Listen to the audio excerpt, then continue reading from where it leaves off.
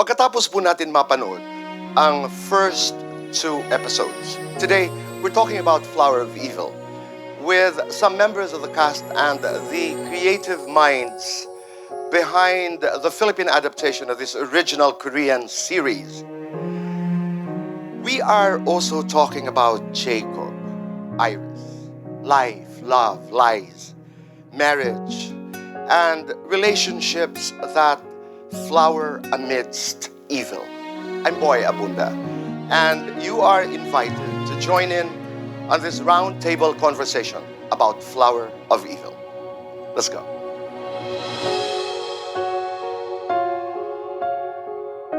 I'm happy to be in the company of great artists. I am doing this roundtable conversation with, of course, the creative manager, Danica Domingo. Darnell Vidiflor is one of the directors. You direct this with? Richard Arellano. We have investigative reporter Rico Gallardo, which is being played by Joross Gamboa. The one and the only. Detective Andrew Marcelo is played by JC De Vera. Hindi ko nabigla. The mother of Jacob, the incomparable Agot Isidro. She plays the wife of Jacob, Lovi Poe. And of course we have Jacob and Danielle, depending on who you are. Yes, sir. Yes, The one and the only Piolo Pascual. DJ Kao, the very first time you were told that you were doing Flower of Evil, did you have an idea that this was originally, a Korean material?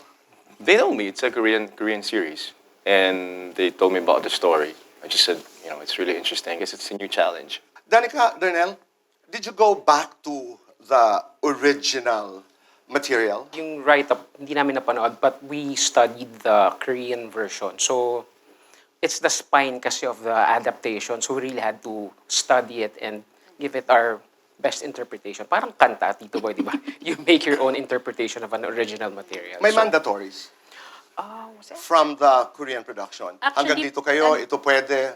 Pinamit kami dun sa original creators ng Flower of Evil. Ang sabi lang nila, at the end of the day, Flower of Evil is a love story. So kasi baka ma-excite kami dun sa suspense, sa mystery. So yun talaga yung guide namin all throughout the series. This one's for Lavi.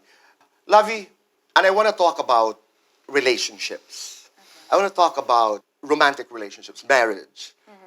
Can you truly be honest in a relationship? Absolutely honest.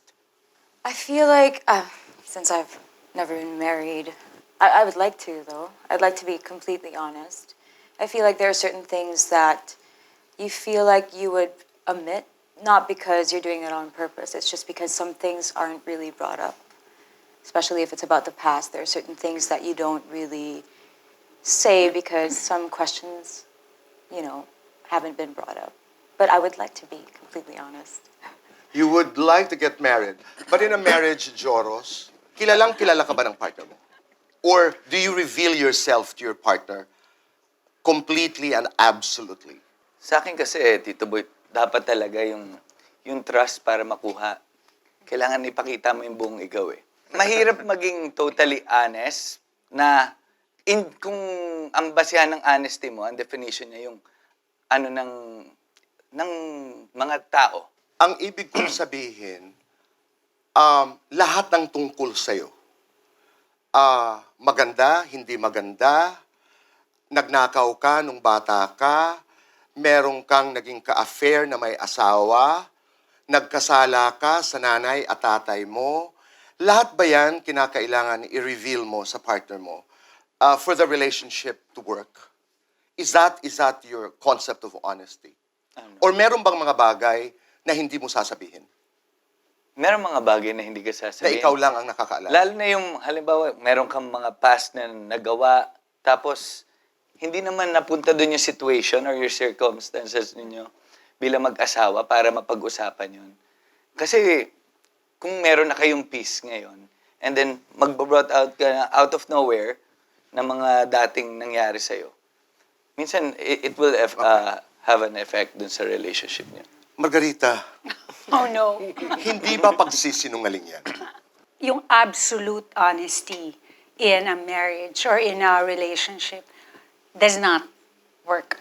This is an opinion, a personal opinion. If it will bring good benefits to your relationship, then pwede. Pero if it will just harm a very good relationship anyway, as long as hindi siya, it's not detrimental to the relationship, then don't bring it up.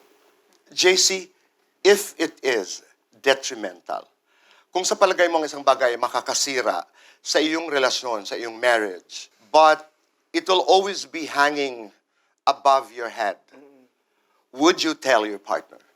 Hindi na siguro, Tito Boy. No need na. Kahit alam mo na isang araw, baka lumabas. Well, yun nga, katulad ng sinabi ni Mama kung hindi naman to makakatulong sa present situation natin ngayon, di ba? Yung past kasi cannot define us Important kung ano yung nangyayari ngayon, kung paano natin binild yung character natin sa present.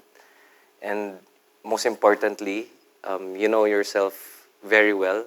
If very strong yung integrity mo, na alam mo naman na itong nangyari sa akin sa past wouldn't affect my present situation. So, But if it will, Margarita, maraming paghihiwalay ang nanggagaling doon sa nagsinungaling ka, hindi mo sinabi sa akin, niloko mo ako, bakit hindi mo sinabi sa akin?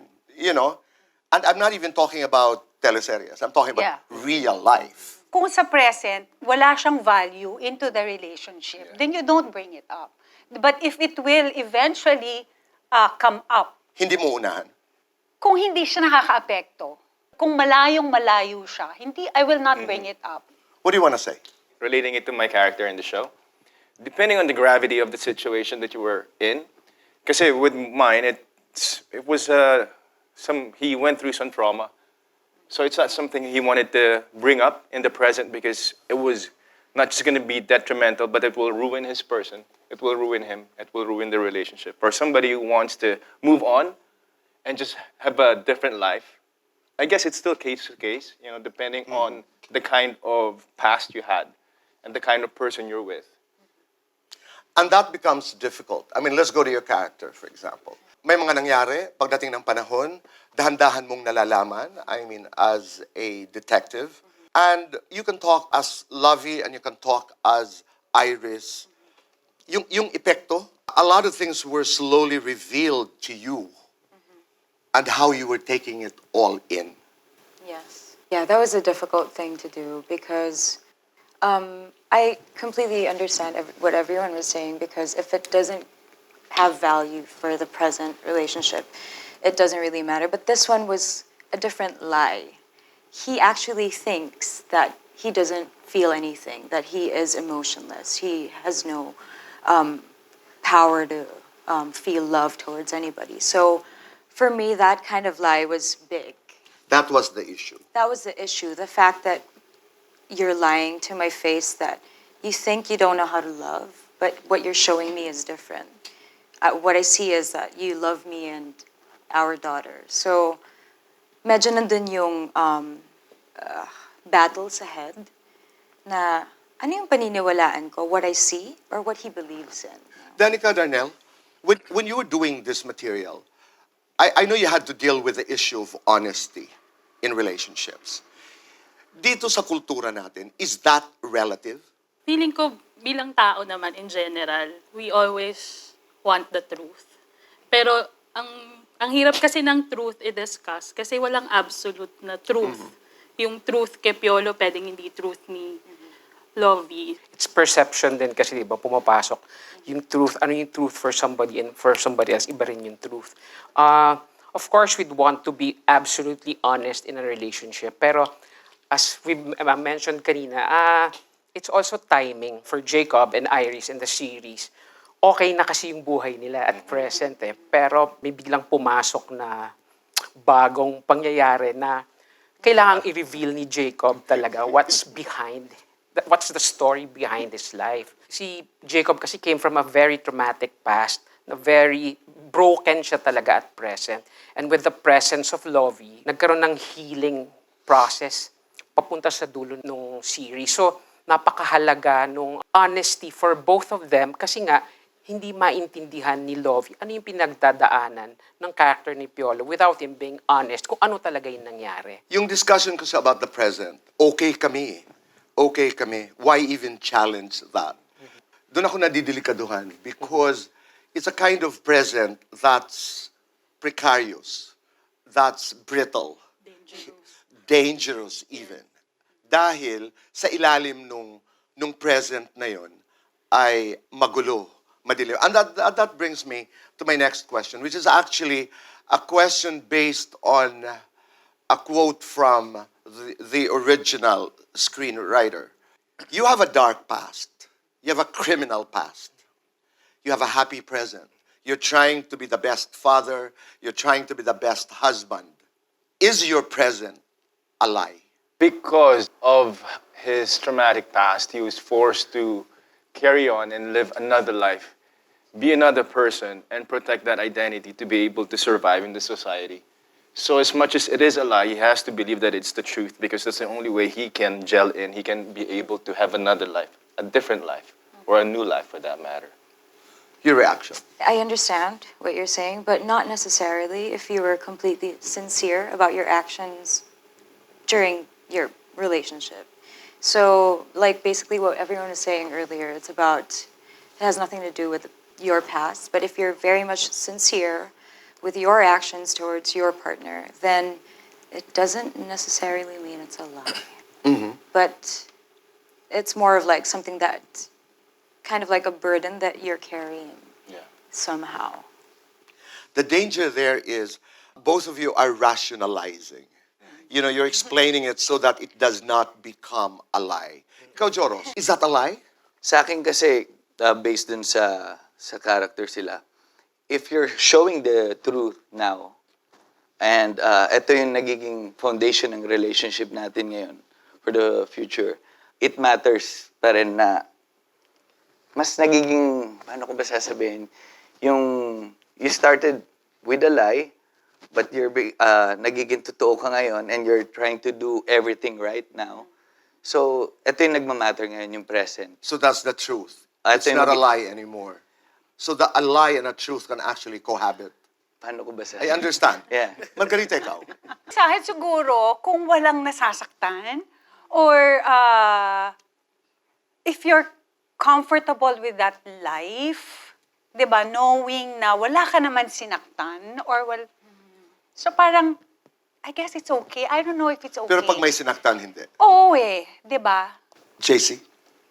Yung past kasi natin, yun yung reason kung bakit ganito tayo sa present. Dinala ka sa present. Dinala tayo sa present. Yun yung, like I said kanina, hindi naman pwedeng i-define tayo nung past natin. So, alam mo yun, each and every person has the chance to make this choice so you can change. Diba? So, simple ko na hindi siya lie for me. I'll go into the material. Can flowers bloom, amidst evil? Feeling ko sa buhay din kasi, parang wala namang absolute na puro masama lang yung pagdadaanan mo. At hindi rin naman parating, garden, flowers, ganyan. So, yun nga, yung parang, yun yung tinitake in consideration din namin when we're doing the series. Na kung mapapansin nyo, hindi siya, kahit masalimuot yung pinagdadaanan yung character, yung love talaga yung yung flower na nagbo-bloom kahit sobrang hirap yung mga pinagdadaanan. For example, sa character ni Lovi, pag pinanood mo kasi siya na utak yung ginamit mo, sasabihin mo, ay, girl, medyo tanga, gaganong ka. Kasi iba-iba yung experience pag pinapanood mo yung original. Pero at the same time, meron ka ding na parang, grabe yung pagmamahal ng babaeng to. Na kahit hindi pa niya alam yung absolute truth dun sa asawa niya. Or does she kumakapit have siya. to know at all? Yun, parang ganun, Tito Boy. Pero love lang talaga yung kinapitan yung characters. Wala akong problema doon sa paghihirap tapos ang resulta love. Pero may pagkakaiba pag ang pinag-uusapan natin evil. Yes. Doon naging complex yung character ni Piolo. Kasi kami din, nagtatanong din kami. Ano bang tingin niya sa sarili niya? Pero parang na-realize namin, minsan kasi yung truth, yung line na sinasabi mo sa sarili mo para makatulog ka sa gabi. Yeah. So parang yung character ni Piolo as the storyteller, parang may belief kami na nung nagsasama sila ni Iris, it was not A lie. a lie. Yeah. May truth, may part ng pagkatao yung character ni Piolo ang gustong magsabi na ito yung gusto kong truth dito sa present. Oh, Darnell, it was the truth. Pero alam natin, nahahabulin siya ng nakaraan. And that also became very, very strongly of the narrative. How did you handle that as a director? And we wanted talaga na parang for Piolo's character, you keep asking, masama ba siya or hindi? Is he the killer or is he not? Is he the victim or really the antagonist of the program, of the series? So, napakahalaga na we watch all the details of the, especially yung mga sinulat nila Danica, nandun kasi lahat ng seeds, lahat ng pieces of discovering who the character of Jacob is. Kung sino ba siya talaga ngayon, kung Jacob ba yan, or Daniel ba yan na napapanood mo. Kasi dalawa siya, may past and present. So, with his character kasi, kailangan niya kasing ma-marry yung dalawang personality na yun sa tulong nung character ni Lovi. And siguro I'd like to mention, it's also, yes, there's a past na you'd like to escape, you'd like to forget, pero kasi with the help of the character of Lovi, she accepted it. That's why I've always say healing sa character niya because inaccept nung partner niya yung past niya. JC, ito. Each one of us has some evil in us. Again, this is a quote from the creative minds that created this serye. As to whether maganda o hindi tayo magandang tao is defined by the choices we make. Do you agree? Yes. Yes, Tito Boy. Kasi nga, everyday naman nga, we have choices that we make for ourselves, diba? That defines us. And alam mo yan, it's a wonderful feeling nga na we have the freedom to, alam mo yan, to think of these choices that will make or break us. Whatever you do in action, like, that's what counts, I believe. You know, we usually think about certain things, but we sometimes have some intrusive thoughts, but it's always what we do about it. So I think that's what defines us, what we actually decide to do. With the choices that I made as a character, as Jacob, I was made to believe certain things, and because of my past, it was something I had to live with. But it was because of the choices that I made for myself growing up and getting to a place wherein I need to live this kind of life because this is the choice that I made for myself so that I can have a new lease in life.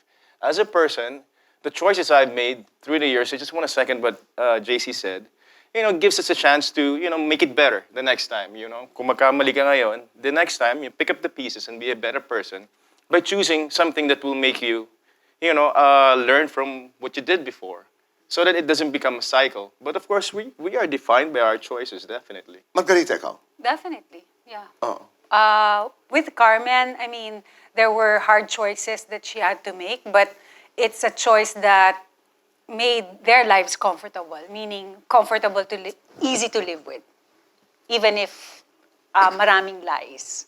But then that's her choice, because that's to keep the family peace. Pero for me, I like hard choices. I mean, personally, I don't like easy. I like challenge. But that's a choice that I make. Sometimes, hindi maganda yung choice, but then I will stand by it. And then, sabi nga nila, there's always a second chance to make your lives better. So I believe that we are defined by our choices. That's quite interesting. Joross, ikaw, mas gusto mo yung you make hard choices. Actually, every choices matter naman for me. Sa akin kasi, kung ano yung sinasaw mo, yun yung i-reap mo.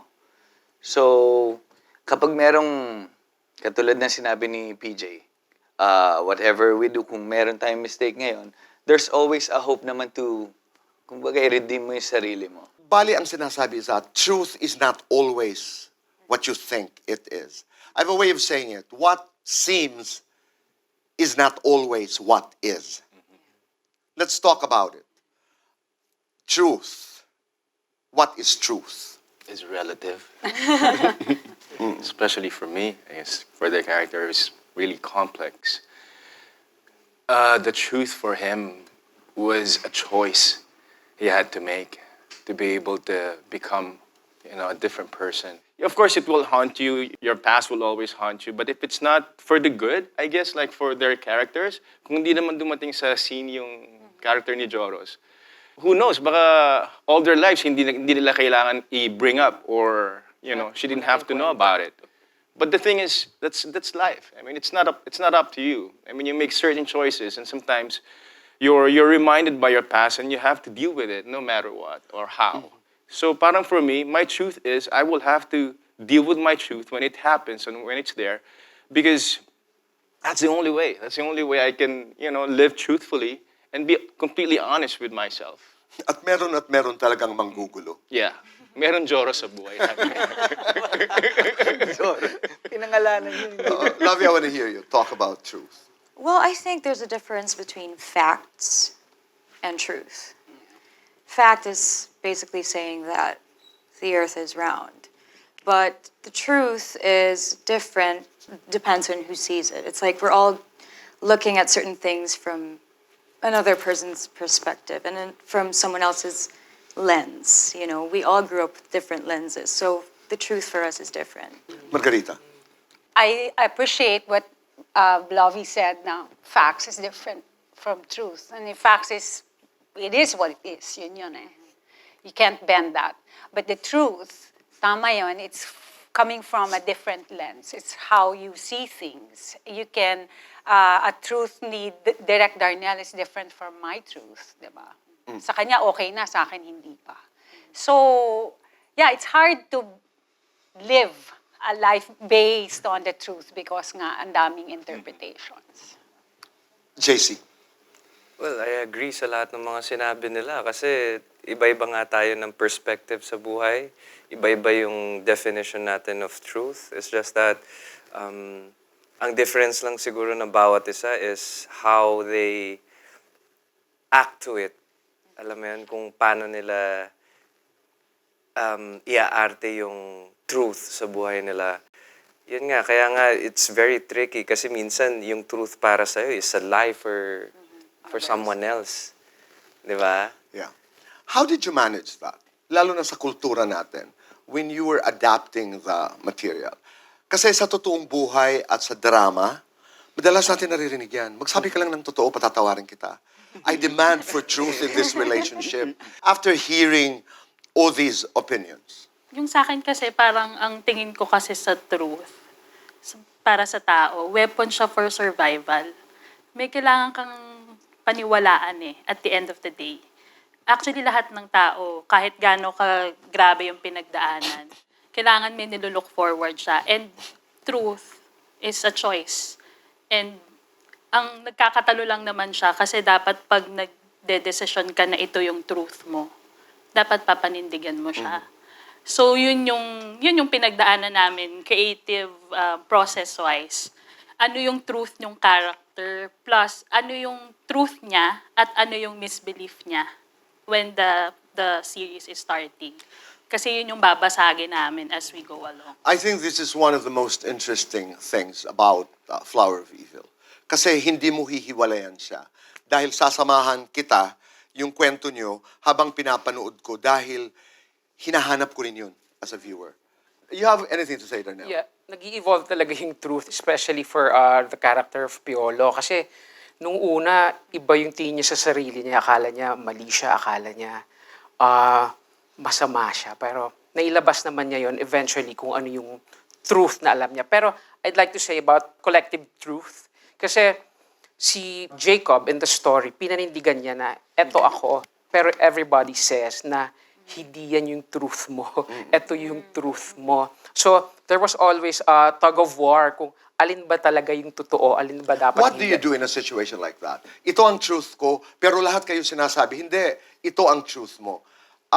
As a director, as a human being, how do I behave in a community where I stand by my truth, but everybody tells me otherwise. Importante kasi yung may nagva-validate din ng truth mo. Di ba? Kasi sometimes, pag ikaw lang yon, you'd question yourself, pero totoo pa ba yung pinaniniwalaan ko? So, at least, siguro, dito pumapasok din yung pagkakaroon ng partner. Like for Piolo and Lovi, merong sumuport sa truth niya in the story. For me kasi, ang hirap nung buhay na ikaw lang yung naniniwala sa sarili mong truth eh. There has to be a group of people who believe in your truth. At yun nga, sinasabi ko kanina, collective truth, na parang lahat kayo naniniwala in one certain truth. So, it's really difficult pag ikaw lang. Ako, I'd always look for somebody to validate my truth. Iklaro lamang natin, kasi we've been trying to say this. Facts are indisputable. As opposed to truth. Not my words, which is acceptable. Kasi pag tumitingin ka sa truth, may belief system ka eh. May emosyon ka ng dala eh. May konteksto ka, may perspective kang dala. As opposed to facts, bato yun. Whether we like it or not. That's what it is. So yun yung pinanggagalingan ng discussion.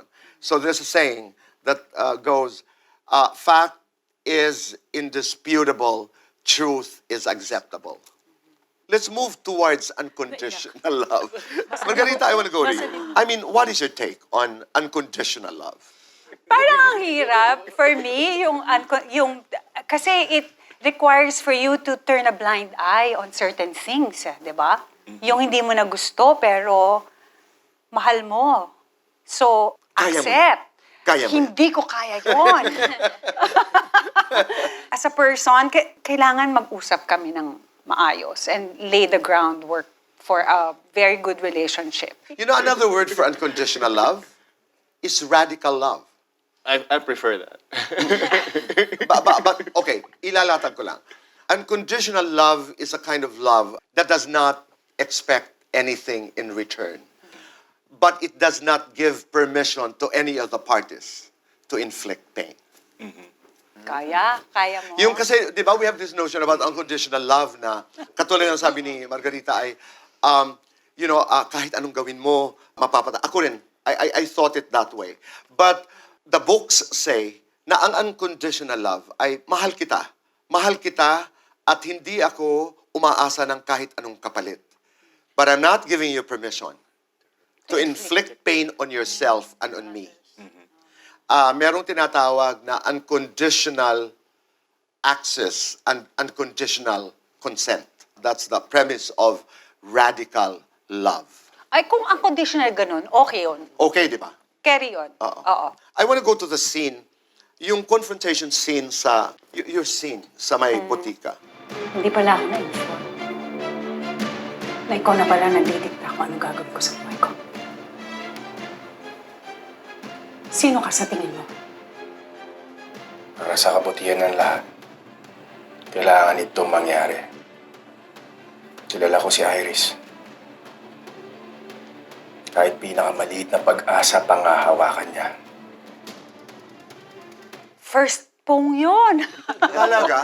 Oo, wala kaming, kumbaga, from the cold, ginawa. And we knew already, this was on the third cycle already. So parang alam na namin yung character, we're so attached to our characters. So nung nag-eksena kami ni Papa P, ano na yun, automatic na. Okay. Kumbaga, it was automatic. But then we were so present during that scene. It was so, ang sarap i-eksena.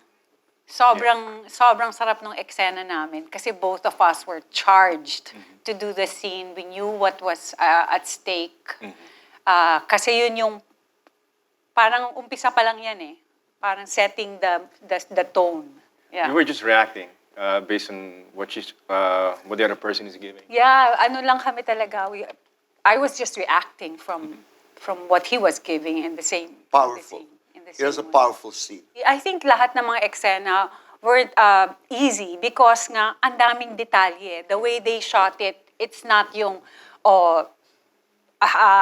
long shot and then medium and then close up. Maraming mga detalye like kamay, mata, ganyan. So we had to do it over and over again. Are there times as an actor Margarita, that hindi ka sigurado when you start a scene, but you jump into it not knowing what's gonna happen. Yeah. And those are the best times because you surprise yourself.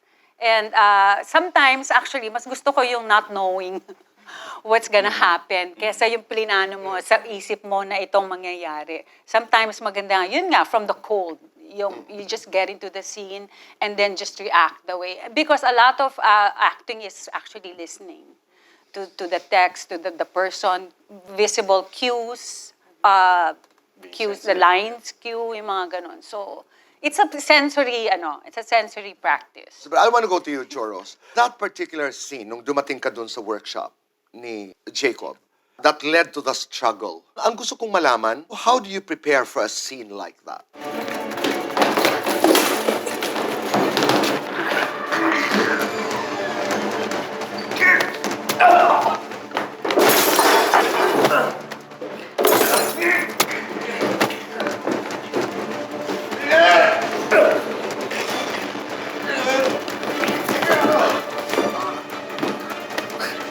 Bago pala lahat dito, boy, gusto ko lang sabihin na si PJ, isa sa pinaka nakita kong dedicated sa work in a different kind of way.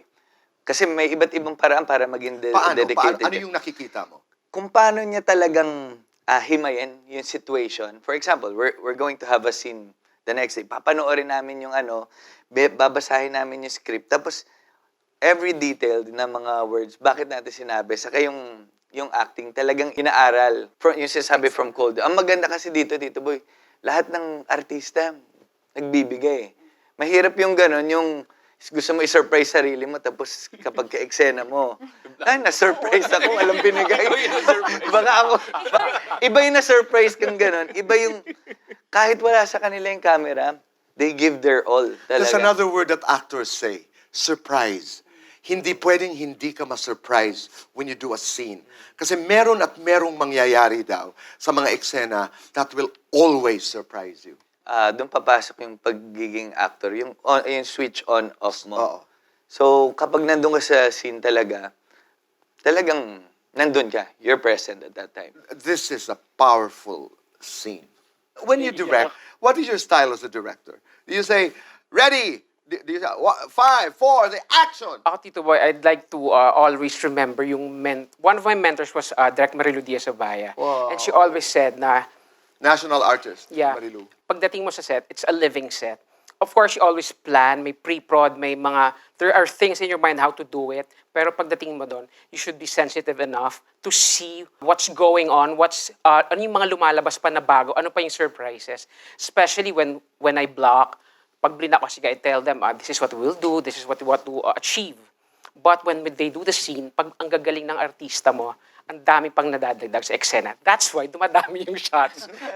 Yun din, because you want to capture everything na nandoon.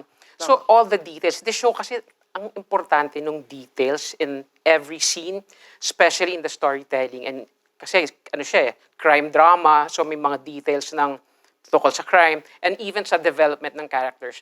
There are scenes na may mga hindi pa nila dapat alam, but since nagawa namin yung flashback, sabi ko, forget that flashback. See, at this point, the audience should not know about this reaction to this scene. So napakahalaga nung pag-study for kung kailan mo i-reveal yung mga secrets of each character. So sobrang laki ng tulong because all of them, not only the cast in this table, pero lahat sila kasi committed into doing their characters very well. Lahat may input. Lahat, when you shoot them, wow, may binibigay na bago. That's why iba rin yung energy na ibibigay sa director, sa production, na parang pag may input from the actor, gumaganda pa yung scene. Let's go to JC. You have a lot of scenes with Lovi. Yes, halos lahat po, Tito Boy. Alam mo yun, nag-enjoy talaga ako kasi everyone is so giving. Everyone is so generous. Tapos, ganda yung mga banter. Kasi, Tito Boy, in fairness, yung buong cast is so dedicated talaga in doing their part. PJ, Lovi, let's go to this discussion about acting. Ako as a layman, as a viewer, I would hear you guys talk about internalization. Kailangan you're present, kailangan alam mo, kailangan nararamdaman mo. Well, is that possible? Na totoong-totoo ang nararamdaman mo, pero ang dating naman sa audience, hindi. I mean, how do you actually balance it? It's something that's internal, but yet, you know, you have an audience which is external to your process, which is very internal. How do you marry that? It's kind of hard to say. I completely understand because sometimes when you watch like a TV show, merong magko-comment, ay, wala namang luha. Automatic ang hinahanap is luha, hindi yung nararamdaman ng artist. Kasi parang bigla siyang naging sukatan ng pagiging magaling na artista is madami kang luha. But being honest about it, you can technically magpaluha ng madami without feeling anything. And that's when you become technical. And that's when being an actor sometimes comes in technically. But sometimes may mga scenes na you're very sincere about it. And mararamdaman din naman po talaga yun ng audience. Because there are actors talaga that you're amazed. Like, oh, ang galing niya. But there are actors na parang, pag pinanood mo, you cry with them. And that's when you know that they're sincere. Do you get that sense that what you're feeling or what you're not feeling and what you're doing is something that's going to work with an audience? Oh, yes, yes. Actually, pag sincere ka sa ginawa mong eksena, That takes parang care of that.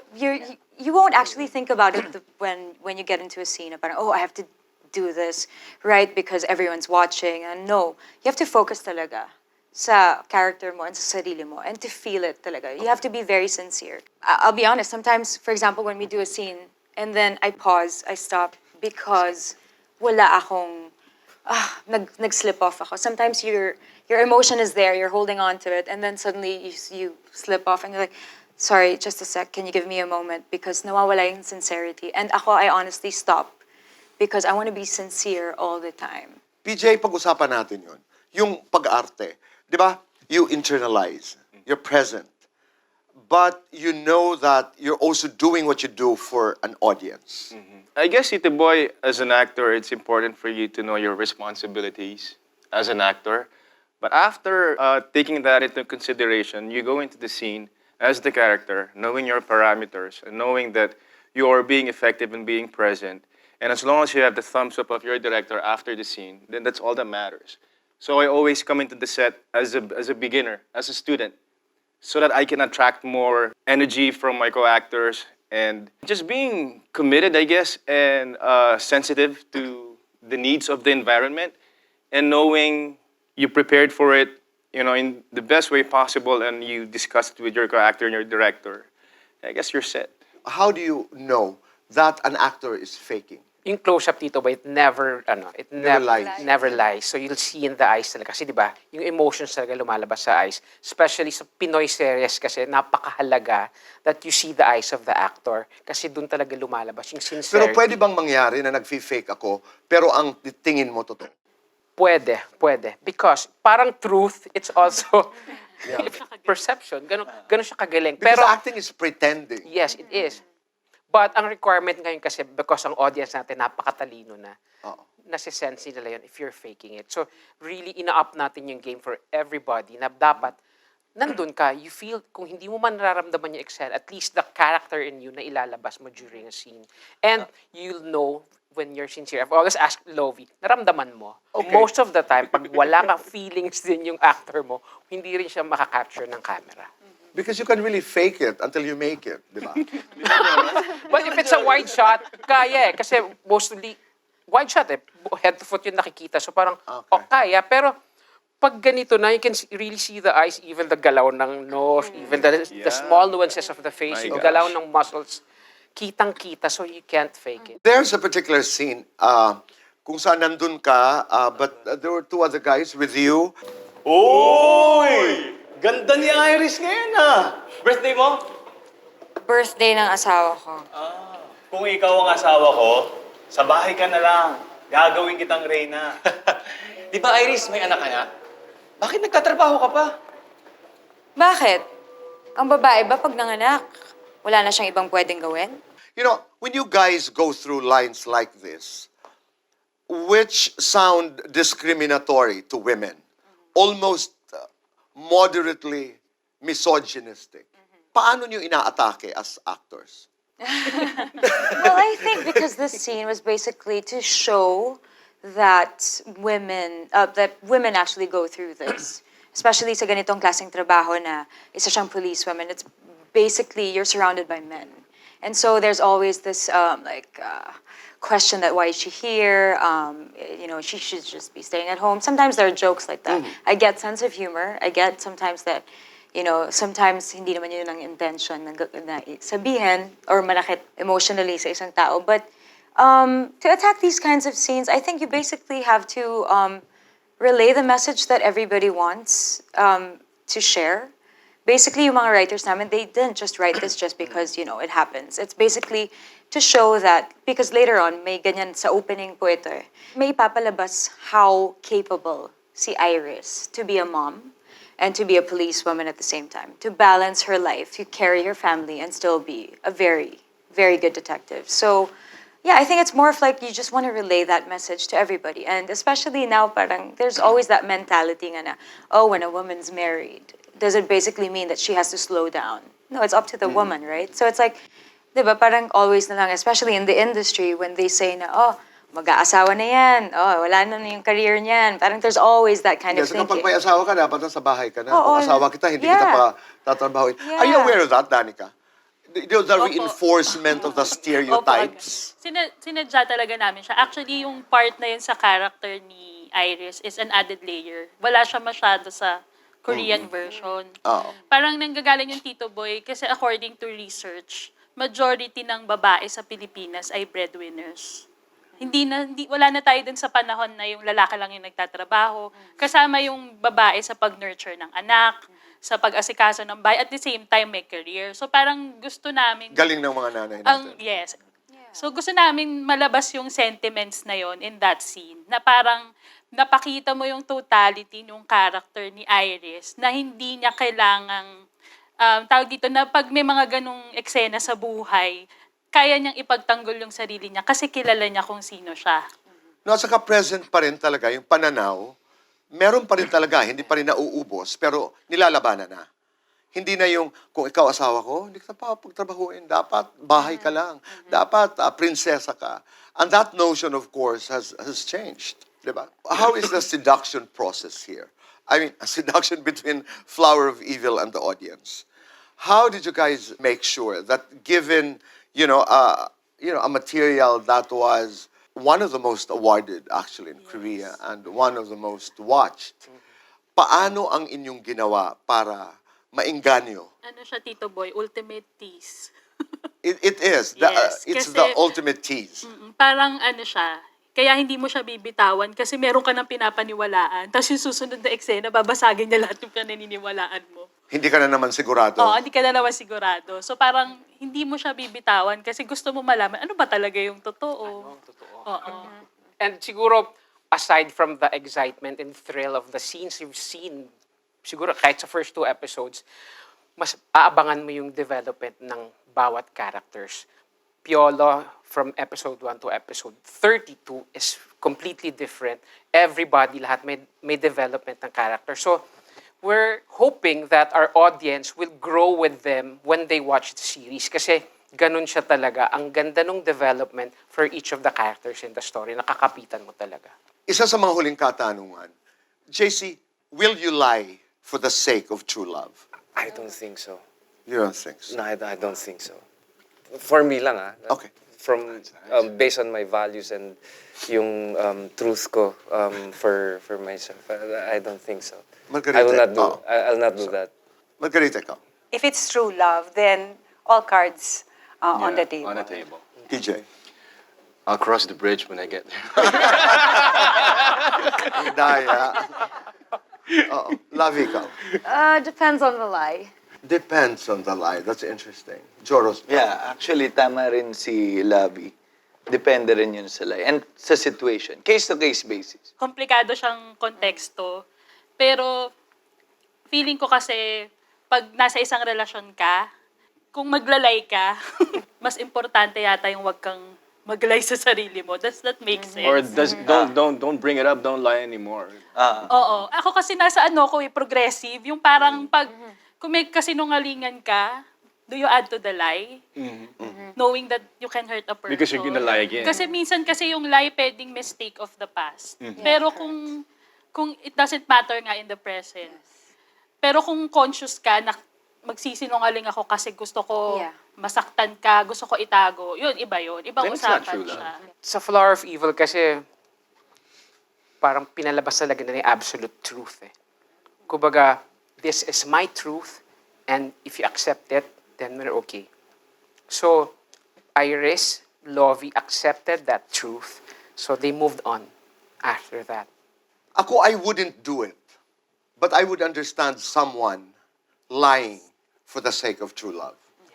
Kasi ang pananaw ko, kung yung totoong pagmamahal, lahat naman yun ang aspiration natin eh. Panoorin niyo po ang Flower of Evil, the first view original adaptation from the Philippines, produced by Dreamscape Entertainment and ABS-CBN in partnership with View.